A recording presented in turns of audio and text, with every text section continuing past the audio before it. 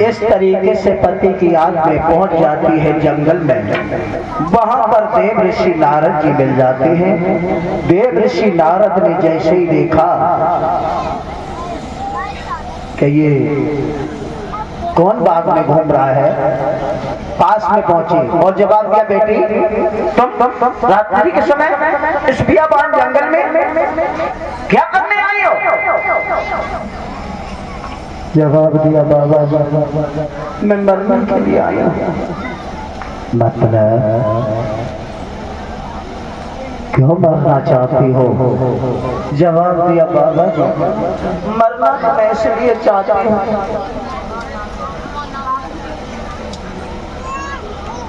मैंने अपने पति का विवाह कराया, फिर भी घर में संतान नहीं है। सच ये है हमारी कोख से किसी ने जन्म नहीं लिया। अब मुझे आत्महत्या की सूझ रही है। बाबा जी मैं मर जाऊंगी।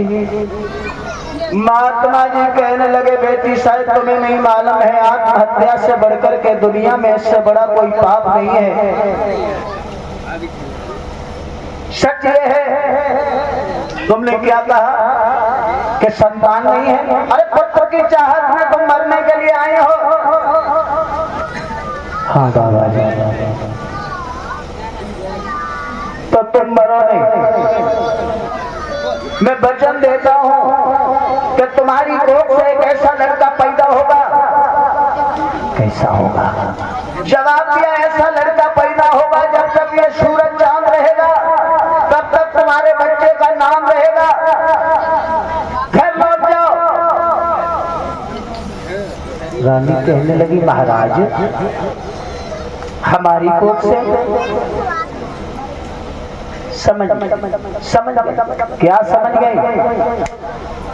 आज दिन तक मुझे विश्वास था कि महात्मा लोग कभी झूठ नहीं बोलते हैं, लेकिन अब पता चल गया कि महात्माओं का झूठ बोलने का स्वभाव बन चुका है। हमारी कोख से बता रहे हो? अरे मैंने अपने पति का दूसरा विवाह कराया, फिर भी घर में संतान नहीं है, और आप कह रहे हो हमारी कोख से? जवाब दिया, हाँ बेटी तुम्हारी कोख से एक ऐसा लड़का पैदा होगा जब तक ये सूरज चांद रहेगा तब तक तुम्हारे बच्चे का नाम रहेगा। महात्मा जी समझाने लगे देव ऋषि नारद और कहने लगे, बेटी अरे घर लौट जरा दुलारी।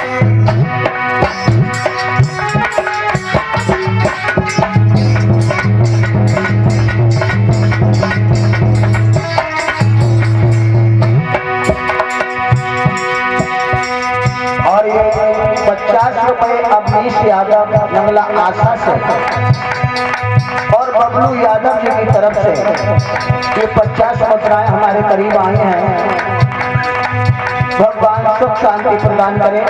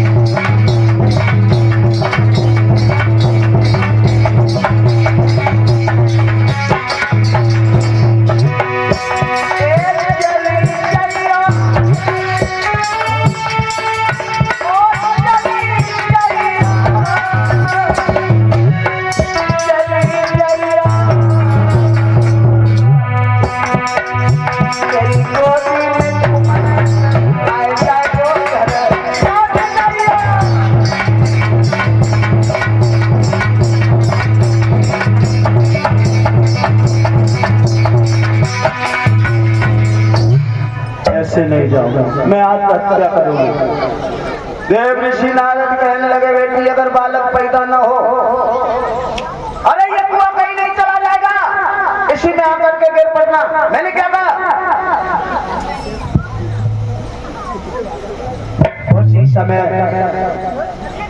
महात्मा जी की बात पर विश्वास किया और वो पतिव्रता स्त्री देव ऋषि नारद की बात को सुन करके चलने के लिए पुनः उस झोपड़ी में तैयार हुए हैं।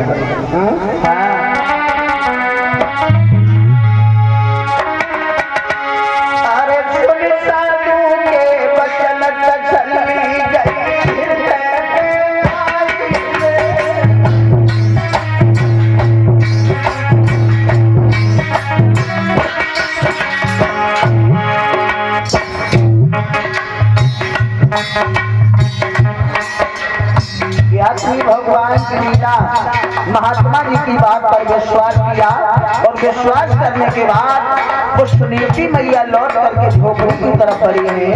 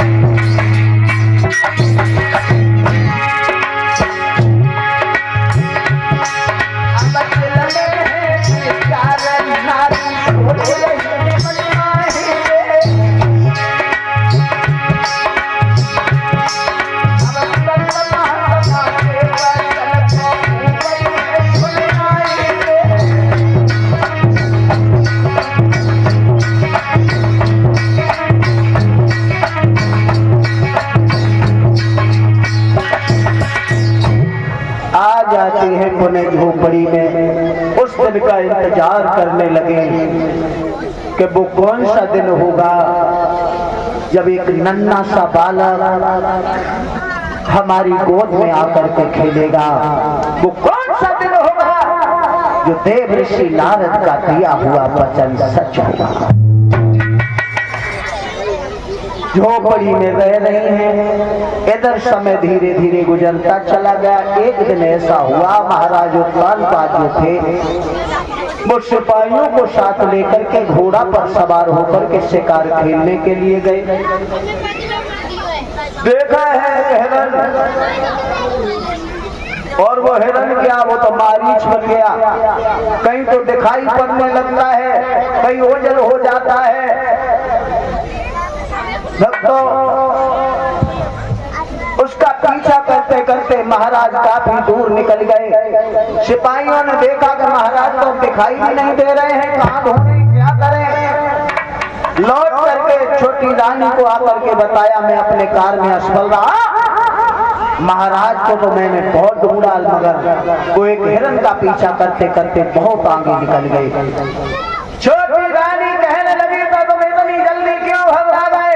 अरे हमारे महाराज इतने लड़ाकू हैं जो उनका काल भी कुछ नहीं कर सकता। सिपाही लोग जो थे वो जा करके लेट जाते हैं विश्राम घर में। इधर रात्रि के समय महाराज उत्तानपाद आते हैं तो क्या देखा है, छोटी रानी के महलों के किवाड़ी बंद हैं, द्वार पर खड़े हो गए और कुंडी को खटखटाने लगे।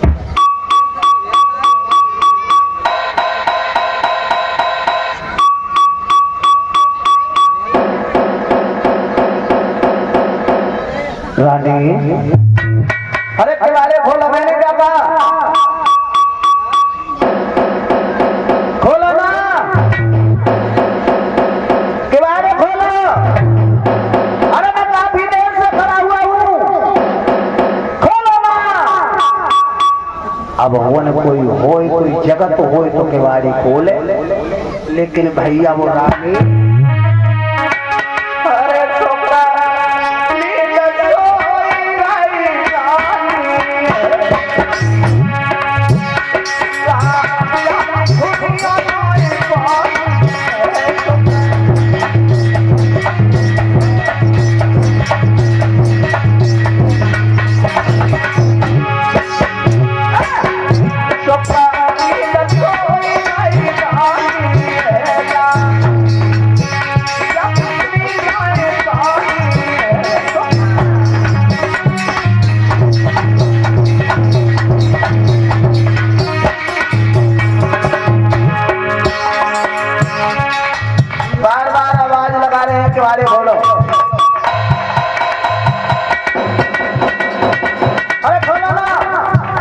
ना ना ना, अब नहीं जमाऊंगा।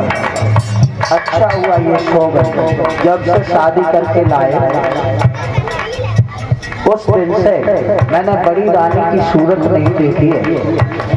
अच्छा हुआ ये सो गई, आज तो मैं अपनी बड़ी रानी से मिलने के लिए जाऊंगा। आहा, क्या थी भगवान की लीला।